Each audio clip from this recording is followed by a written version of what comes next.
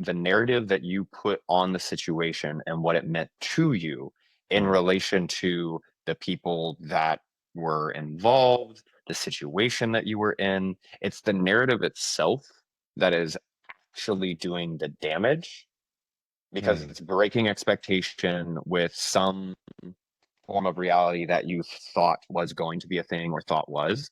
And so typically that broken expectation and then mhm, holding on to that hurt from that mm. expectation is the wound itself. Everybody, welcome to episode 7 of Building Confidence with Jaguar and Jay. Today we talk about identifying narratives, how to identify the narrative, shift the narrative so we're not living out of wounds, so that we're living to greater and greater capacities. Definitely tune in. You're not going to want to miss this. Now remember too how you and I talked about, right? It's God, me, and then everything else, right? That stuck with me. Mhm. So that's really something to call in as these triggers and thresholds are being met. I'm gonna go ahead and throw in there what Kevin always Mm, talks about with mm, triggers, that like they're not mm, triggers like on a gun, they're mm, revelations. You know, they're mm, revealing what's going on inside of you, what's not dealt with mm, yet.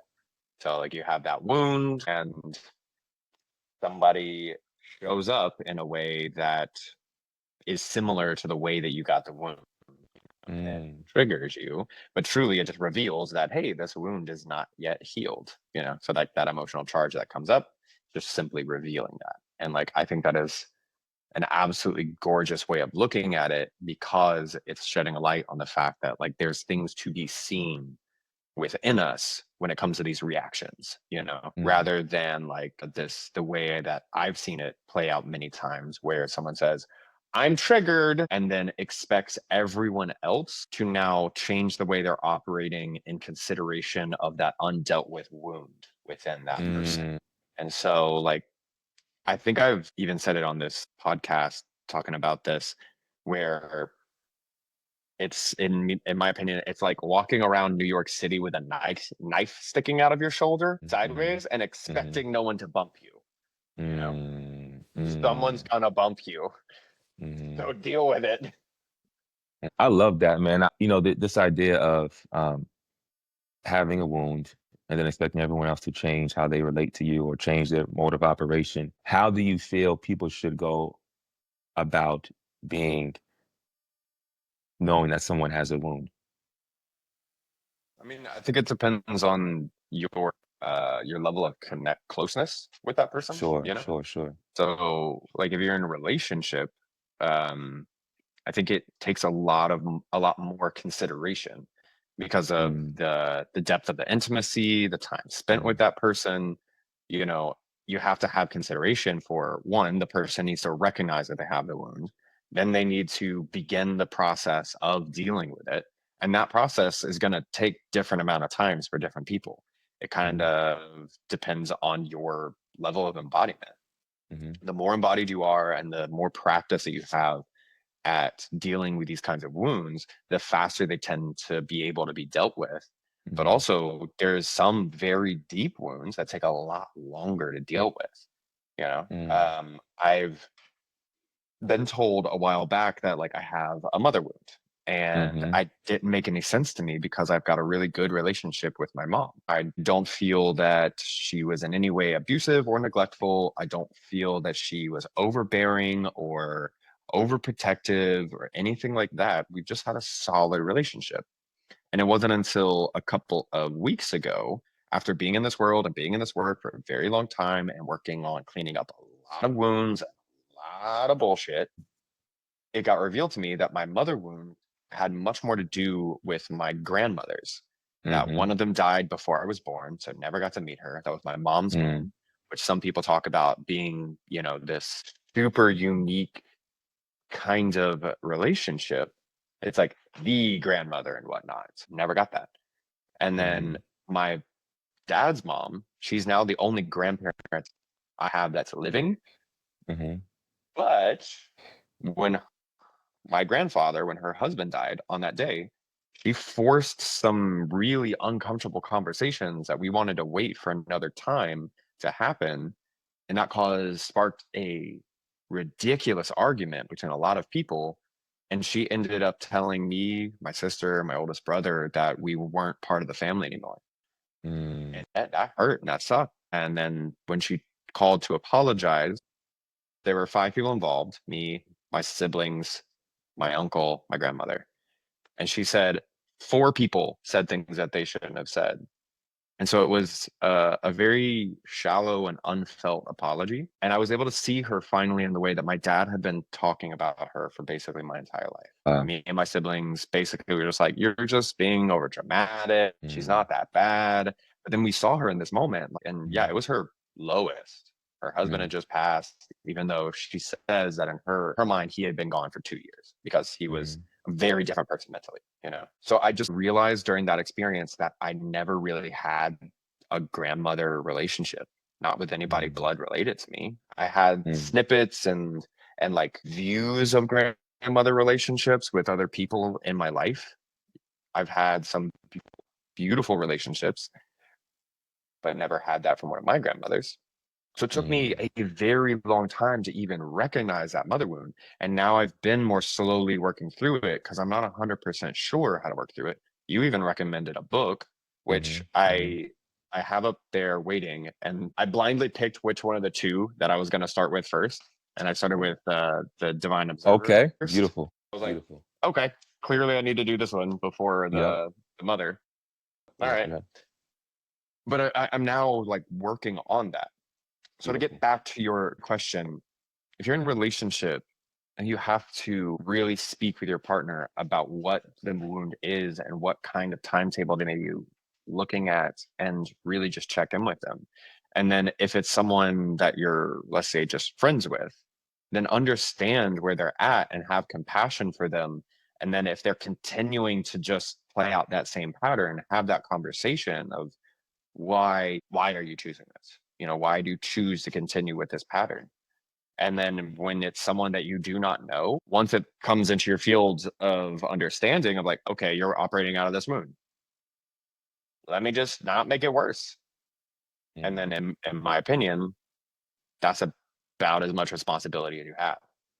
Once mm, their wound comes into your knowledge and like, okay, let me not jam my finger in that wound, you know, to just make it bleed more, but it's mm. still their responsibility to take care of. One thing I struggle with, and I see people struggle with, is having this wound. And right now, as I say the word wound, I feel like a wound in my body, right? And it's like it's so easy to fall into like a victim mindset while feeling that wound. And so I say, feeling through a wound, like what's your thoughts on having a wound, acknowledging it, but also not reflecting that onto others or reflecting your wound onto others as far as like blaming others for that wound that you have. You know what I'm saying? Like what's the we may not know the specifically how to deal with every specific wound, but like what's a general way that we can deal with some of these wounds that come up? Because sometimes some of the hardest wounds to deal with are the emotional ones, you know, that something that was done or said and wasn't maybe a physical wound, but it's something that was said or experienced. And it's like, yeah, like, is there something that we can point people to for how to deal with the wound that they might be working through? So it's live for me right now is the recognition that all of life is flowing from the inside out. Mm, And so even though a situation that created the may seem to have been outside of you, exterior to you, mm, the actual creation of that wound was still happening inside of you. Meaning that mm, the narrative that you put on the situation and what it meant to you in mm, relation to the people that were involved, the situation that you were in, it's the narrative itself that is actually doing the damage because mm, it's breaking expectation with some form of reality that you thought was going to be a thing or thought was. And so typically that broken expectation and then mhm, holding on to that hurt from that mm, mm, expectation is the wound itself. Um, it's not like a physical wound where something mhm, physically stabs you. mhm, It is my mom came and said X, and I expected her to say Y. mhm, But by her saying X, my expectation of Y just shattered. And now Mm-hmm. my view of my mother has now changed because I now feel in such a way about my mother. Mm-hmm. But in your mind as a child, you might go, why do you hate me? You know, it might just be internal, but you internalize that, and then you Mm-hmm. start running this narrative of, oh my God, my mother hates me. Mm-hmm. She thinks less of me, whatever that narrative is, but the damage and the hurt inside, which is also why the healing must be done from the inside. The healing is your own. So let's say you're one of my clients, you come talk to me, I'm not healing you. Mm-hmm. I'm giving you tools and I'm helping you see things, but Mm-hmm. you're the one doing the healing. You are Mm-hmm. healing yourself because you're the one actually dealing with the thing. So, in a general sense, I think that keeping in mind that wounds are created from our own perception, our own hurt expectations, that Mm-hmm. they're created from this. That's the key, I think, to seeing that like it's not anybody else's fault, even the Ooh. person involved. So Mm. let's take it back to this mother example. Let's say your mother did go to you and look at you and say, I hate you. You're the worst. Mm-hmm. Even in that kind of scenario, because what she's saying is more of a reflection of what's going on inside of her and the way she Mm-hmm. feels about herself. That even though Mm-hmm. she's saying this thing, meaning it and wanting it to be personal, it is our choice whether or not to allow for that to be personal, because Mm-hmm. nothing is ever actually personal. Mm-hmm. Somebody screaming out in traffic, like, you're all so stupid. Mm-hmm. They're screaming out about what's going on inside of them. And then if I hear that and then take it personally and go, oh my God, he's right. I'm so stupid. Then I'm just Mm-hmm. agreeing with the narrative that I already have inside of me, Ooh. built up Ooh. inside of me. Whereas Mm. if I see it from the other lens, then this guy Mm-hmm. screams, you're so stupid. I Mm-hmm. can look at that and go, damn, man, what you got going inside of you? Are you okay? Mm-hmm. Do you need a hug? Mm-hmm. Because I no longer identify myself as stupid. I don't abuse Mm-hmm. myself that way anymore. Mm-hmm. So this Mm-hmm. emotional charge just got blocked and like dropped right the fuck there because Yeah. I don't agree with that. Yeah. That's how, like, when people talk about taking on someone's energy, you're not taking it on, they're activating that same wound or that same undealt with energy within you. It's all Mm-hmm. within you. So hold on to these things. And I think that is at least that's my strategy of like, this isn't on them. This isn't me. Be done with Man, this.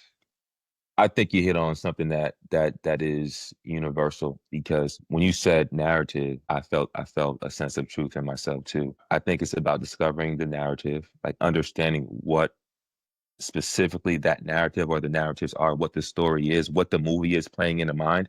Because it might just be more than just a narrative, like a story. There might be a mental image around it too. Like, what does that look like? Is it a mental image of when I was 8 years old and my mom yelled this thing at me? And so every time somebody says this, the mental image in my mind is my mom yelling at me when I was 8 and when I felt like I couldn't, when I was powerless and helpless. Like, what is this narrative? What are the images? And so I think it's uncovering that, feeling that, realizing that, and that can be from there's several modalities, right? So we talked about plant medicine before, we talked about Reiki, there's journaling, therapy, just talking about it, being in nature, whatever it is that helps the narrative to come up and to be realized. And then there is and then facing it, dealing with it, right? Owning it, loving it, having compassion for it, and then realizing that we can choose a different narrative, right? And so now the question is, okay, so then how do we form these new narratives? How do we form these new mental images, right? And so obviously, for me, I think of things like, literally like, it could be affirmations, right? Declarations, prayer, visualization, like really seeing what that new picture of my best life and that part of my life looks like. And doing that consistently over and over and over again and committing to that. Because I feel like this is a process. I know this is a process that's not just done once or even 10 times or even 100 times. I think it has to be done thousands of times over and over and over again to discover, because we're not just dealing with the narratives from this lifetime or that are just from us, or even that are just within our family. We're dealing with narratives from our past lifetimes. We're dealing with narratives from our parents and their parents, our whole ancestral lines. We're dealing with collective narratives that exist, whether it's national narratives, whether it's racial narratives, whether it's gender narratives. There's all these types of narratives that we have access to, might not even know that we're accessing, that we have to uncover and realize and then shift. Mhm. I discovered it's taken me a long time to figure out a healthy way to talk to people of color about Mm, narratives that are very prevalent within your community because mm, I'm not part of that community. mm, For anyone who's not watching it, I'm a white man. If you can't tell by my mm. voice, My man. um, but like it took me a long time, and when I finally discovered like a way, I don't know if it's like the way or the best or anything. Basically, a conversation came up where someone was talking about how, you know, I'm a black man in America. These are my challenges and stuff. I'm like, yes, 100%. But you don't have to continue in that narrative, in that story. Mhm, And he's like, what do you mean? This is just what's like here. It's what I'm mhm, dealing with. I was like, all right, bet. Then like, can we take a look at me? I'm a white man in mhm, America. And I mhm, was raised around a lot of white people. The narrative around mhm, me and how it it was passed down for a very long time is that I should hate you, that I shouldn't be mhm, friends with you at all, or that person mhm, over there, or that person over mhm, there, or that person mhm, over there. And like for mhm, context, I find myself in my friend hangouts as one of very few white men in the room. And so like when I'm mhm, saying these things, I'm saying mhm, them surrounded by people of color, and I'm saying them mhm. with as much love as I possibly Yeah, can yeah, because I'm just like, yeah. dude, please jump out of this victim narrative of like Mhm, everyone is against me. Is the situation mhm, shitty? Yes. Did white mhm, people do a lot of things to make it a lot harder to be mhm, black in America? Yes. Do you have mhm. to continue in that narrative? No. Just like I Preach. told them, Amen. I did not have to continue in that Mhm, narrative. mhm, I recognize it when I saw that narrative, and mhm, I see people in it now that are mhm, still choosing it, choosing to mhm. see color, of any race, of any creed, Yeah. or any difference as lesser than them. That's the narrative that they're continuing to choose. And I told this brother, I was like, if I chose to continue that narrative, we would not be friends right now. It's like, that's me and like what I'm dealing with because my ancestry and my lineage colonized the globe Mhm. and enslaved a lot of people, you know? So that's a fun lineage to deal with. That's real, man. We all have things to deal with within Mm, ourselves and like for you're sure. saying, For sure. society and our lineages. Hmm. Yeah, man. I mean, that's such a real thing. Speaking on the Black community, there's if you look at my story right now, there's this woman. I met her through a friend of mine. He actually does. Now he's a friend.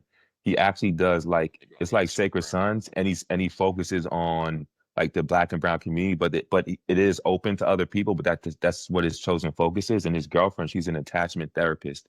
Her name is I think is I am Taylor Chandler, and she's basically speaking on that, like how most Black people are either Democratic and or Christian, and Optimistic. won't anything outside of that, even if it's truth, if it's not Democratic, if it's not Christian, then all of a sudden the guard is up and all of a sudden we're not listening to each other because there's a specific narrative, right? And that's for the Black community, but there's also narratives obviously in other communities as well. But she really speaks about like truth can come from someone who's Republican. Truth can come from someone who might be Muslim. Like it could come from anywhere. And so this idea of like limiting ourselves and putting ourselves in this box unnecessarily. And I think that's what the whole point of these thresholds and in these revelations are, or these triggers that are actually revelations are, is like realizing the box that we are putting ourselves in, and realizing like, oh, we don't have to be in that box anymore. And not holding on to that narrative, which you said, not holding on to that narrative and being willing to let it go. And I think that is one of the hard parts, right? We kind of touched on how we can work through these wounds and stuff, but it's like, even when I know there's a narrative I'm holding on to, if it really meant something to me at some point in time or whatever, or maybe there's just a strong charge, sometimes letting it go is so hard, man. It is Yeah. so hard to let it go. Um, Yeah. And we may have touched on this from a different perspective before, but even just talking through that, like letting it go, like how can we be better as a people at letting these things go so we can let in new energy, something better, something that's more aligned with our truth of what God has in store for us? Because that's a challenge. Challenge. I mean, I would simply just like flip the question a little bit. How can we Mm. possibly be a better people and not let go of the old narrative? Ooh. Mm-hmm. We can't, Mm-hmm. you know? The old narrative from my lineage is that I'm better than you inherently because of the color of my skin. Mm-hmm. Mm-hmm. If I hold Mm-hmm. on to that lineage, how can I love you? Mm-hmm. And if I cannot love you, how can we create a brotherhood? How can we ascend? How can Mm-hmm. we do better for ourselves in any capacity? If I'm sitting here thinking I'm better, Mm-hmm. we can't. There's forgiveness, because we forgive at some level, but to truly and deeply forgive for myself has been so challenging. Yet I know I've gotten better at it. Yet I still know I have ways to go. Having compassion, while I have compassion at some level, to really have deep, deep compassion for myself and others has been so challenging. Yeah, I know I've made a lot of progress. And to have grace, right? To say, hey, man, like whatever was done before, like, man, like whatever's, I got to give myself and give you grace, because you know what? That's the only way we're going to make it through is through grace. Well, I understand it and I've gotten better at it. I know I still have so far to go, and yet I can still appreciate the progress that's been made. And I say that because I think those things, forgiveness, compassion, grace, are tools that we can use to let these things go and to evolve as a human species, right? And so there's actually a few prayers that I say that I'd be happy to share. One that I say basically every day, Yeah, please. sometimes multiple times a day. So the first one is a prayer of forgiveness. And I read this in a book. I think it was one written by Elizabeth Clare Prophet. She was a channel slash medium, very spiritual person, wrote some great books around the ascended masters and all these different methods of healing and what it means to raise your consciousness and what it means to walk the path and follow the way and all these different things. And it goes like this: I am forgiveness acting here. Actually, no, I'll just close my eyes real quick. You can say it with me if you want to. Repeat after me if you want. I am forgiveness acting here, Forgiveness acting here, casting out all doubt and fear, casting out all doubt and fear, setting men forever free, setting men forever free, with wings of cosmic victory. with wings of cosmic victory. I am calling in full power I am calling in full power for forgiveness every hour, for forgiveness every hour, to all life and every place. all life and every place. I call forth forgiving grace. I call forth forgiving grace. And I'll say that 3 or 4 times in a row. Man, that's just like, and like when I say it, like I say it with my heart, I feel it. I try to visualize it. And it's like I'll feel things lifting off of me, because it's not even just forgiveness. I talked about casting out doubt and fear, doubt, casting out fear, forgiving, grace. And it touches on all those things. And that's been such a beautiful practice for myself, and like just stepping more and deeper into forgiveness. And that's one prayer. So there's another, may not do it now, but there's one for brotherhood. And there's another one I do. Yeah, there's another one for brotherhood that I really, really like as well. It's a lot longer. Um, but I think it's these practices, man, that really help us to let things go so that we can move on. We can let in new energies, better energies. So It's like letting go of these narratives. It's something that Kevin talks about a lot in mhm, creatorhood. It's changing your beliefs, your core beliefs. mhm, And so he talks about having two ways of changing your core beliefs, either through a sudden impact, like a sudden event, sudden mhm, impactful event, or through long-term sustained slow change. And so when we talked about prayer a few weeks back, I mentioned this kind of thing because that's how I've been doing it over this last year. And that prayer that I shared a few weeks ago, mhm, that is a way of impacting that slow, consistent change because I put into that prayer the things that I'm shifting into, the things that I'm shifting Mhm. towards. And Mhm. there's been a few sections of it that I had dropped and then added other Mhm. things as I recognized, cool, I've made it into a really solid place with this. Thank you. Now, what else am I calling in? Okay, let me put that there now, you know? And so I think that's why these prayers are so powerful and so beautiful. Like that one you just shared is gorgeous, super simple, super beautiful. And like the rhythmic aspect of it hits this place in your soul that really only music does, you know? Mhm. It's that Mhm. power of music, of poetry, of art in general. It just hits you on this deep Sure. level. And so, in case you're not looking to change a belief by some kind of near death experience, which is and fun. Not at least not in the moment. Create a prayer. Like you've done. So for anybody listening, if you're looking for ways of changing these narratives, create a prayer around changing that narrative and really dig in with it.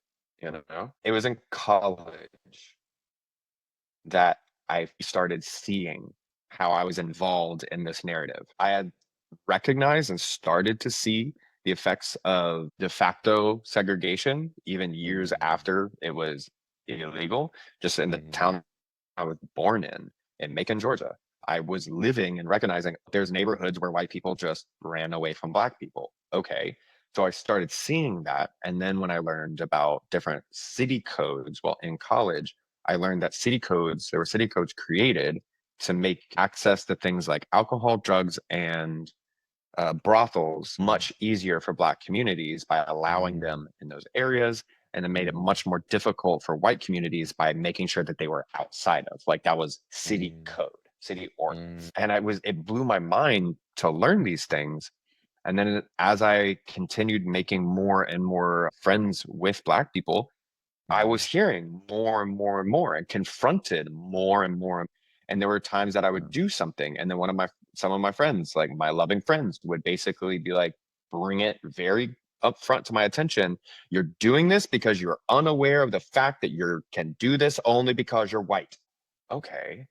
So it was only through getting out of like the norm that I was raised in Mhm. and allowing people to reflect on me what they saw. It may not have always been true, and it may have sometimes come from deep wounds, but I still learned so much of that from that.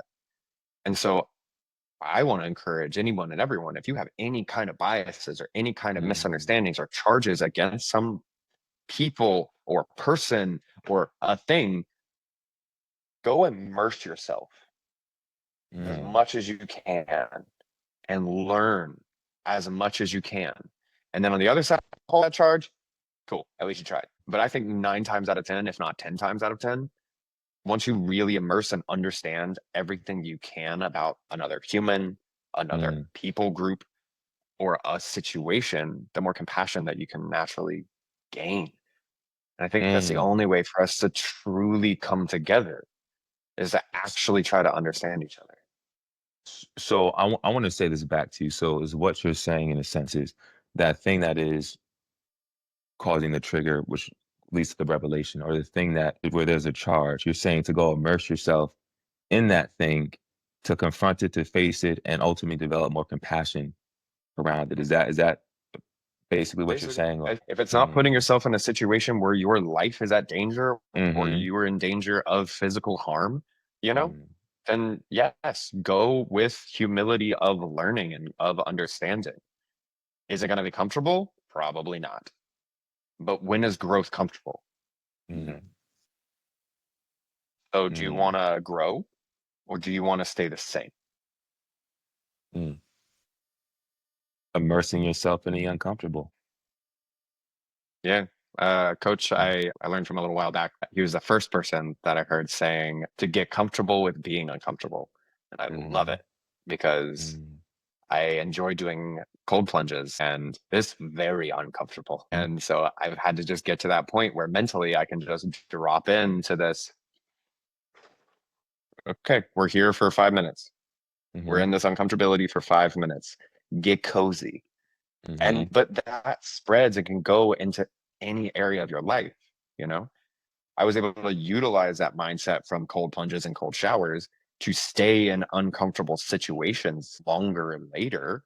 So in an uncomfortable conversation or something that could become an argument, rather than going off and just like, no, I'm right. I don't want to deal with this. No, go away. I've learned how to be better about, okay, what's happening? Mm-hmm. Mm-hmm. Can I do something differently? Mm-hmm. Should I do something differently? Do I just need to stand here and not speak, and have that dialogue? Because I've trained myself a little deeper how to be calm in this kind of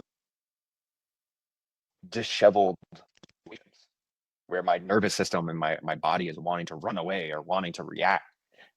I've learned how to better rein that in. Mm-hmm. And so if you are not ready to fully immerse yourself into, like, let's say a race that you have some kind of charge against, and so you're not ready Mm-hmm. to go into like a neighborhood that you wouldn't feel comfortable with, okay, Mm-hmm. find something else that is uncomfortable, that is at a lot lower stakes, like a cold Mm-hmm. plunge. I'll keep using that as Yeah, an yep, yep, example. yep. Learn how to do that well. Learn how to regulate your nervous system during stressful times, so that way you're in better command of yourself when you then choose to step that up and then go do something else that is more uncomfortable. We were talking before the show about sacred sons and the sacred combat that we do. And I was really nervous about these the first time that I went to a Mm-hmm. sacred sons. I didn't end up fighting because we didn't really have enough time. And I wasn't one of the Mm-hmm. ones that stepped forward saying like, I want to go first. But then eventually when I got to fight, there was this like, my nervous system was jacked. I was like, oh. But then when someone like basically called out that I needed to relax and bring into the play, I felt myself able to breathe again.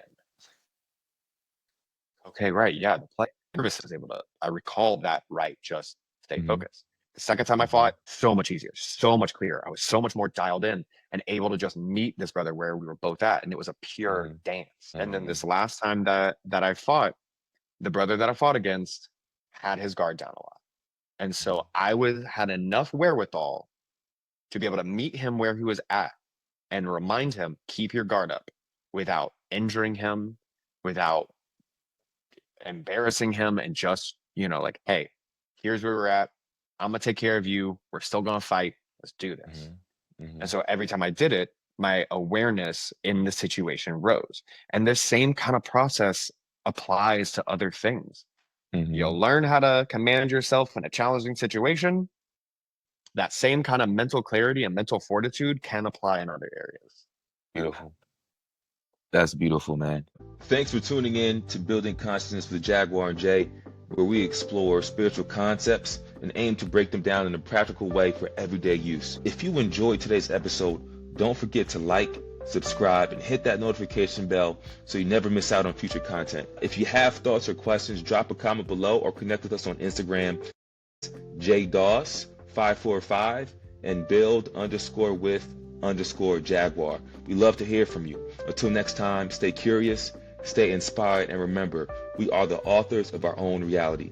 This is Jaguar and Jay, signing off.